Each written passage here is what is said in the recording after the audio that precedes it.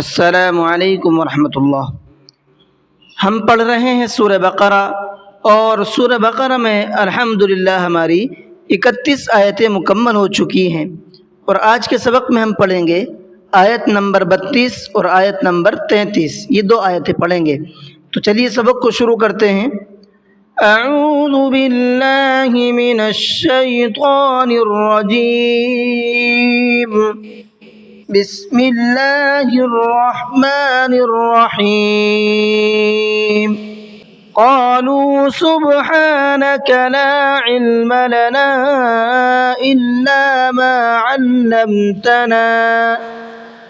قالوا، شروع میں بڑا قاف ہے، اس کو مبہر کے پڑھنا ہے، اور لو اس کو کھینچ کر کے پڑھنا ہے، اس لیے کہ یہاں واو ساکن سے پہلے پیش ہے۔ جہاں پر واو ساکن سے پہلے پیش ہوتا ہے تو وہاں واو کو کھینچ کر کے پڑھتے ہیں۔ سبحانک، ہا کو کھینچ کر کے پڑھنا ہے اور حلق سے نکالنا ہے۔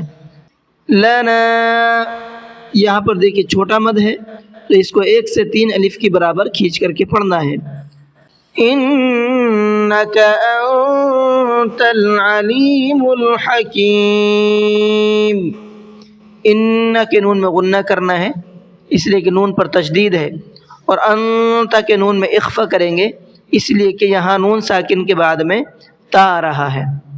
قال یا آدم انبئهم باسمائهم۔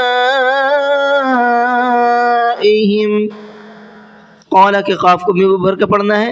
یا آدم کے اندر یہاں پر دیکھیے چھوٹا مد ہے، تو اس کو 3 الف کی برابر، 1 سے 3 الف کی برابر کھینچ کر کے پڑھنا ہے۔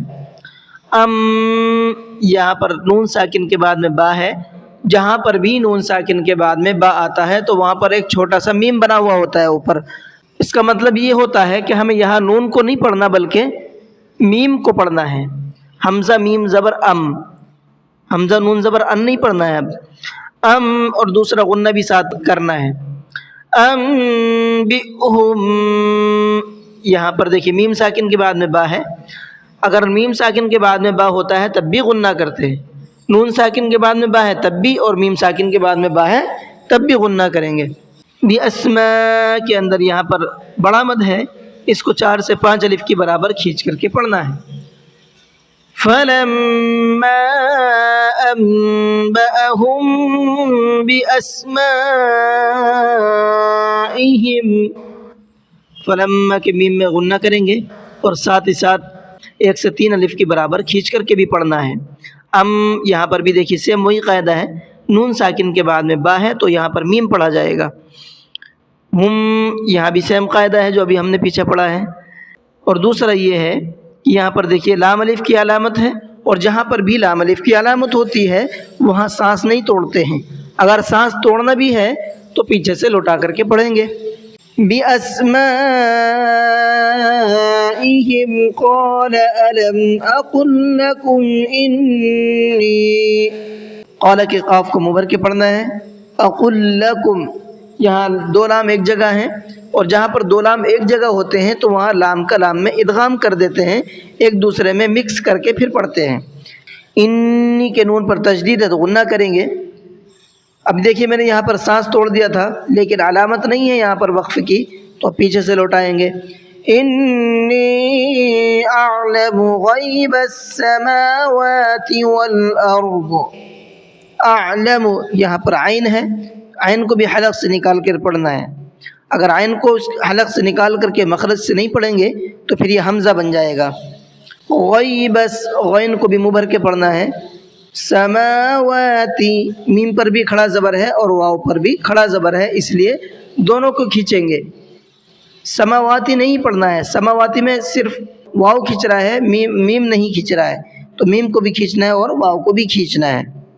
والارض، دیکھیے یہاں پر میں نے وقف کیا ہے لیکن یہاں وقف کی علامت نہیں ہے تو پیچھے سے لوٹائیں گے۔